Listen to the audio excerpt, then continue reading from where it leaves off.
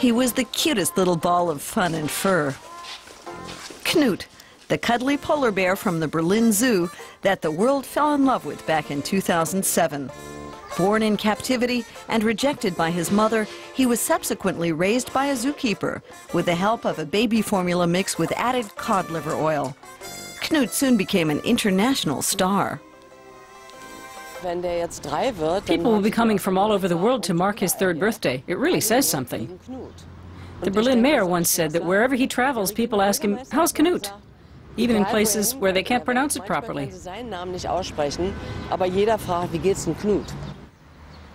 Doris Webb, founder of the Knut Forever in Berlin Association, has gathered over 30,000 signatures demanding that Knut remain in the capital.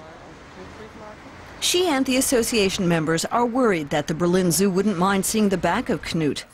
These days, he's no longer in the least bit cute. He weighs 300 kilos, and ideally, he should have his own enclosure. These are archive pictures.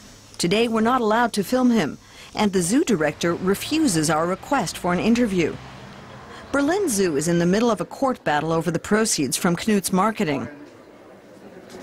The thing is, Knut doesn't actually belong to Berlin. He belongs to a smaller zoo in Neumünster, which lent Berlin Knut's father, Lars, to mate with Tosca, Knut's mother. Last year, Neumünster sued the Berlin Zoo for a share of the profits from Knut's success. The fact is that we own Knut, and Berlin has earned very well from him. All we want is a share in the millions in revenue he's generated since his birth. He belongs to us, so this is our right. Druvo would like at least 500,000 euros. His zoo in Neumünster is currently building a new penguin enclosure. And that's not the only project eating up money.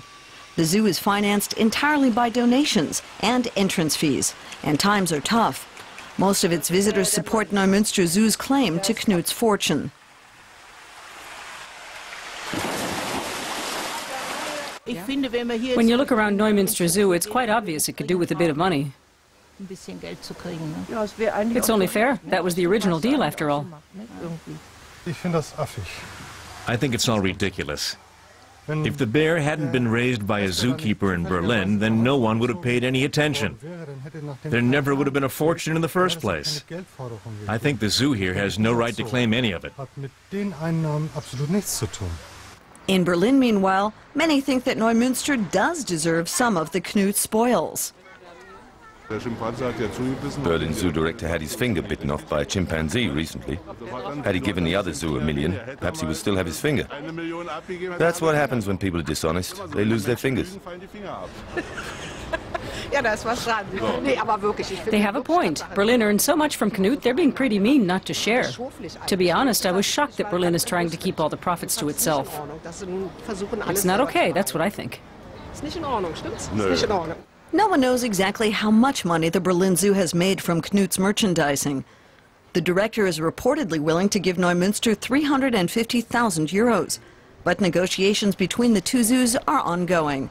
To many Berliners, though, Knut will forever be associated with their hometown. What do you say, kids? Where does Knut belong? There you go.